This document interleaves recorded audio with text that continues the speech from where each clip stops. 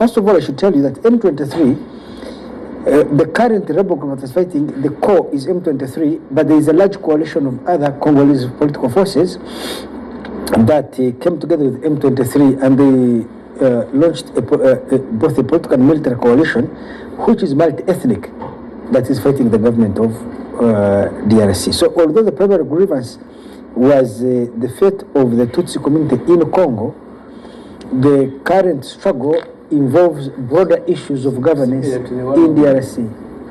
Kabila. Yes. So, but I just want us to understand where the problem is and where the solution could be. The biggest problem in the DRC is a problem of governance in the country. There is a speech given by Julius Nyerere, which is circulating online, and Nyerere makes his point. He gives his speech in 1996. Mwenda says that the problem of the Abanyamulenge did not start yesterday, and it is a symptom of the wider governance crisis in the DRC. First, I want you guys to know that for most of the DRC, especially in the eastern region, you have an absentee state. But because of the terrain there and thick forests, it means that all sorts of groups can hide in the forests, exploit easy access to minerals, and therefore be able to raise resources to fight whoever they are fighting. Take the example of Uganda. Uganda has a problem with ADF there. Uganda has a problem of ADF. Burundi also has a problem. There is a rebel group that was hostile to Burundi inside DRC.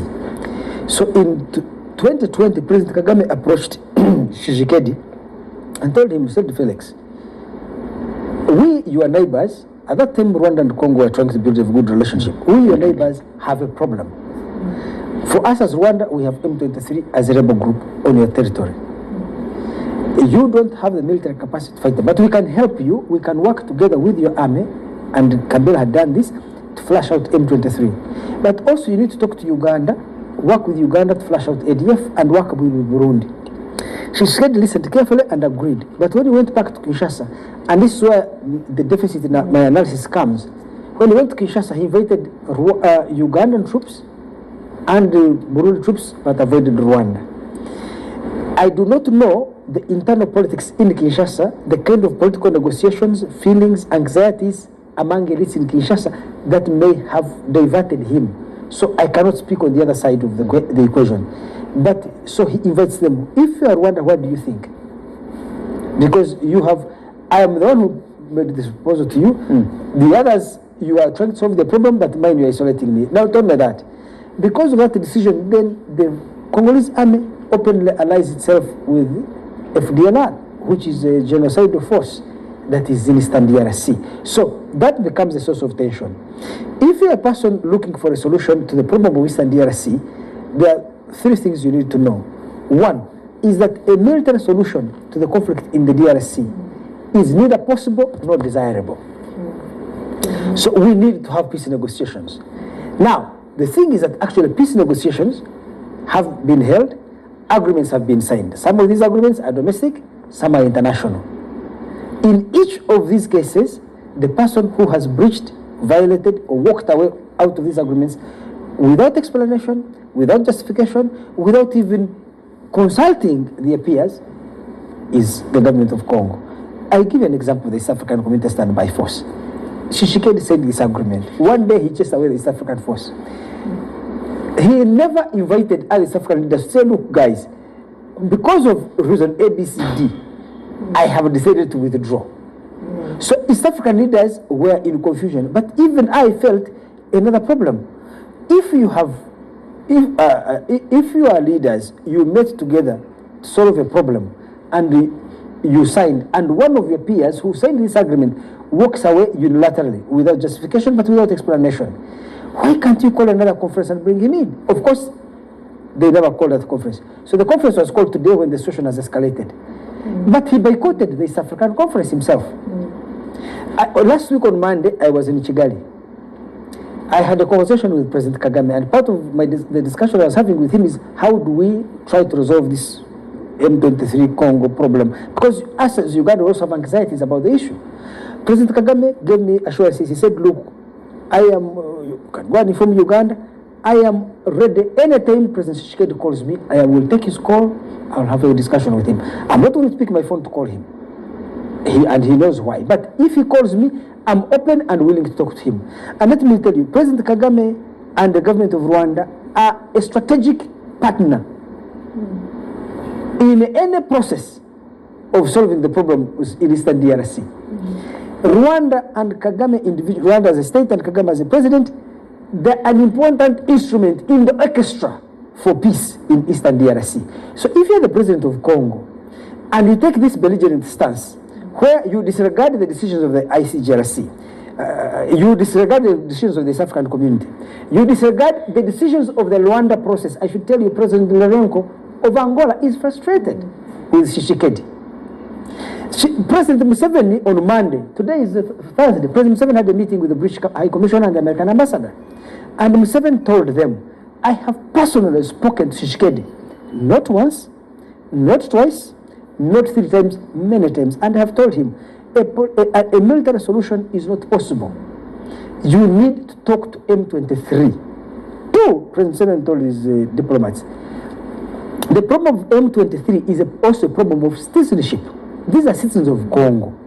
You cannot, as a state, declare these people stateless and think that such a decision will be acceptable to the region, the international community, with even the affected people. President Ruto had a similar meeting with the Western ambassadors in Nairobi on Monday, stated exactly the same position. President Lorenko has briefed the Americans, the British, and the French on a similar position that President Felix Tshisekedi is belligerent. It is difficult for me to know why. Yes. Please hold on a second, because I'm trying to explain to you how all these other regional leaders, I'm giving you information. I don't know why you're not interested in it.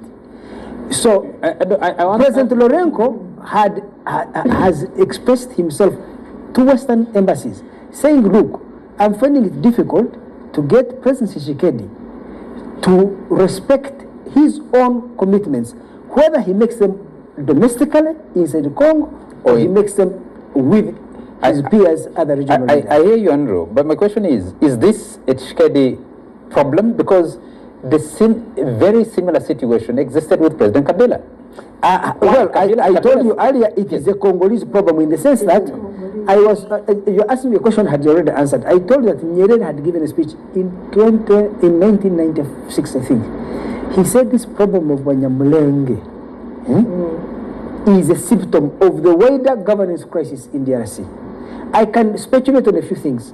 If you ever have dealt with the people in DRC, I have never in my life encountered a country whose elites depend so much on rumor to make very important decisions. You know, they can spread a rumor. Yes, yes. I should tell you, on Tuesday, there was a security meeting in DRC. On Tuesday, the DRC military and security chiefs met, and they said Uganda is working with Rwanda to support M23 and all this. So we must kick them out of Operation Shuja. Now, first of all, Uganda and Rwanda are not collaborating on this issue at all. In fact, Tshisekedi and his government were asking Uganda, because we have extended our troops from Beni all the way to Butembo. Butembo is around about 90 kilometers from a place called Lubero, where M23 are. They took that town. So he was asking us to attack M23. For us, we went to Congo as Uganda to fight ADF. So we don't want to extend our mandate beyond what took us there. But to fight M23 drags Uganda into a domestic conflict in DRC. No, actually, with the war with Rwanda. I'm coming to that. Yes. You don't jump the ship. In other words, you're asking us to become parties to a domestic political conflict which has been militarized inside DRC. But third, it is likely also to bring us problems also with Rwanda, because M23 is fighting FADC, but FADC is allied with FDLR, which is a militia against the government of Rwanda. Do you see? So why are you trying to precipitate this? When Uganda refused the request to attack M23, which is what the South Africans have been doing, the Congolese sat and said, okay, we need to kick them out of Operation Shuja. But now here is a self-defeating problem. If you remove Operation Shuja, you're opening gates for M23 to march all the way to Butembo, to Beni, Bunia, and Kisangani. You can imagine how the leadership there, this is a security meeting, they're incapable of seeing the strategic dilemma. We're hearing that the M23 has now taken Bukavu as well. They have moved southwards, and I'm sure they could have taken it. You guys will think I'm the spokesperson. I am not. But I sympathize. I sympathize. So I was explaining to you, I sympathize. Your body language is Of we are going to give you a PhD in the study of body language. So, but the point I was making is this. I was trying to, there was a meeting at Munyonyo. I told you earlier, where President Museveni told the same thing to Kabila. So you were saying, is this a problem of Tshisekedi? No, it's a problem of the Congolese state and the governance crisis in DRC. It is, I think it would require somebody to go and understand the political DNA of people in Kinshasa and what it is that drives them to take such self-defeating decisions. I cannot understand in my mind how both Kabila and Tshisekedi. Rwanda almost has no relationship with Burundi. Rwanda has no relationship with Congo. The relationship between Rwanda and Uganda, I think, is being rehabilitated by the Mwenda group, but they haven't succeeded. Uganda Airline doesn't fly to Rwanda, except when it is carrying Mwenda. And they pretend, yes, and they pretend that we are doing business, we are okay. Let me tell you, recently I was speaking to some EPDF officers. So what are you saying? Are you saying Rwanda is a common denominator? And the EPDF officers told me the resurgence of M23 at the time it happened, that actually was because Rwanda was not comfortable with the relationship Museveni was building with Tshisekedi, including doing roads and the trade. I am telling you. And then they were actually accusing Rwanda of arming ADF. That's why I said the pretense is too much. They said Rwanda is arming ADF. They are destabilizing Bunagana because we are constructing roads to do trade with Rwanda, with Congo. And you need to understand this latest conflict and the resurgence of M23, at least in the mind of Ugandan soldiers, something they will not express. Because you see, Museveni, with all his weaknesses, he has conducted himself as an elder around this time. You don't hear him quarrel with anyone, not because he has no problem. I think he chooses to work more through the Mwendas and others. But Rwanda, I think, felt isolated. The point Mwenda made earlier, that Tshisekedi was allowing Burundi to come in and also allowing Uganda.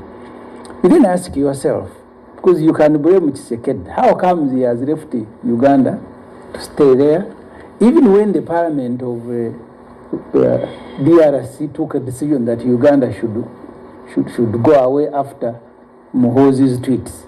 Tshisekedi didn't agree with the parliament. So he has in a way allowed Uganda to operate in Congo. So we need to find out why Rwanda, why not Uganda and Burundi. So because now you hear that Rwanda has more than 4,000 soldiers who are helping M23, who are walking behind them.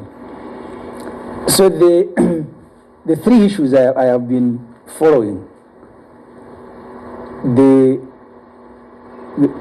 people who are now, I don't want to collectively characterize everybody as genocide, as Mwenda is doing. But the Hutus who went there, including those who are armed, have remained a constant. And then the issues of ethnicity, and then the issues of exploiting Congo. Mm-hmm. I don't think both Uganda and Rwanda at this stage and in the future that they are going to tame their appetite for Congolese wealth.